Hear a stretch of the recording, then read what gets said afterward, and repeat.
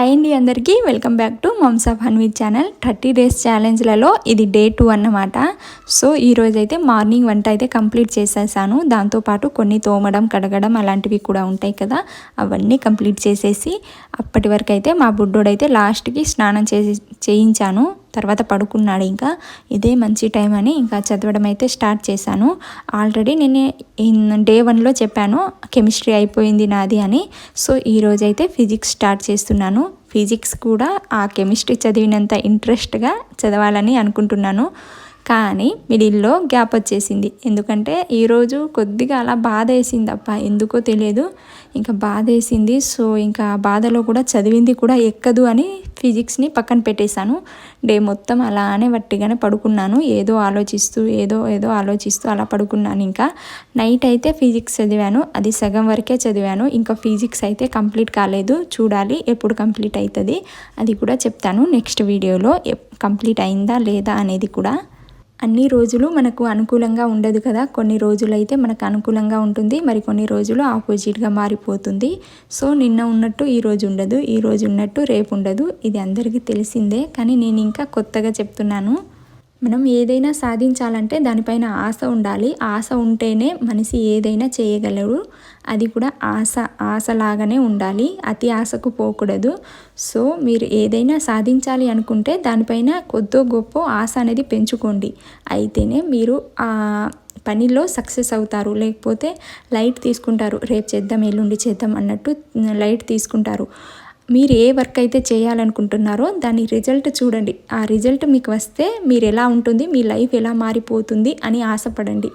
అయితేనే మీరు ఆ వర్క్ని తొందరగా కంప్లీట్ చేస్తారు.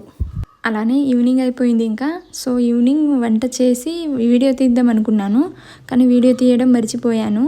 ఇంకా నెక్స్ట్ అలా కొద్దిగా టైం దొరికింది, ఆ టైంలో చదువుకున్నాను. ఇంకా ఆ టైంలో కూడా ఇంకా వీడియో తీయడం ఎందుకులే అని వట్టిగానే నార్మల్గా కూర్చొని చదివేశాను. ఇంకా వీడియో తీయాలి అన్నా ఫస్ట్ అవి పెట్టాలి, మొత్తం ప్రాసెస్ చేయాలంటే ఒక 10-15 మినిట్స్ వేస్ట్ అవుతుంది. అయినా పర్లేదు అనుకొని వీడియో తీస్తూ ఉంటాను. డే మొత్తంలో ఒక్కసారి కూడా పడుకోలేదు కాబట్టి నైట్ అయితే తొందరగా నిద్ర వచ్చేసింది. ఎడిటింగ్ కూడా చేసుకోలేదు. ఇదైతే మార్నింగ్ ఇస్తున్నాను వాయిస్ ఓవర్, అది కూడా మార్నింగ్ వర్క్ మొత్తం కంప్లీట్ చేసిన తర్వాత మా బుడ్డోడు అయితే పడుకున్నాడు, స్నానం కూడా చేయించలేదు ఇంకా. సో మా బుడ్డోడు లేచే వరకు ఈ వాయిస్ ఓవర్ అయినా ఇచ్చేద్దాం అన్నట్టు ఇంకా ఈ వర్క్ అయితే కంప్లీట్ చేసేస్తున్నాను. పిల్లలు ఉంటే సరిపోతుందండి. ఆ మదర్కి ఏ జాబ్ లేకున్నా సరే డే మొత్తం బిజీగా ఉంటుంది. జాబ్ చేసే వాళ్ళకైనా కొద్దిగైనా తీరిక ఉంటుంది, కానీ పిల్లలు ఉంటే మాత్రం ఆ మదర్కి అస్సలే తీరిక ఉండదు. డే మొత్తం బిజీ షెడ్యూల్ ఉంటుంది. ఏమంటారు, ఇది చాలా వరకు పిల్లలున్న మామ్స్కి అయితే అర్థమవుతుంది. నా వీడియో కనుక నచ్చితే ఎవరికైనా లైక్ చేసి సబ్స్క్రైబ్ చేసుకోండి. కొత్త వాళ్ళు ఎవరైనా చూస్తుంటే లైక్ చేసి సబ్స్క్రైబ్ చేసుకోండి. నా యూట్యూబ్ ఛానల్లో వెళ్ళి చూస్తే నేను ఫస్ట్లో అయితే స్టడీ వ్లాగ్సే పెట్టాను.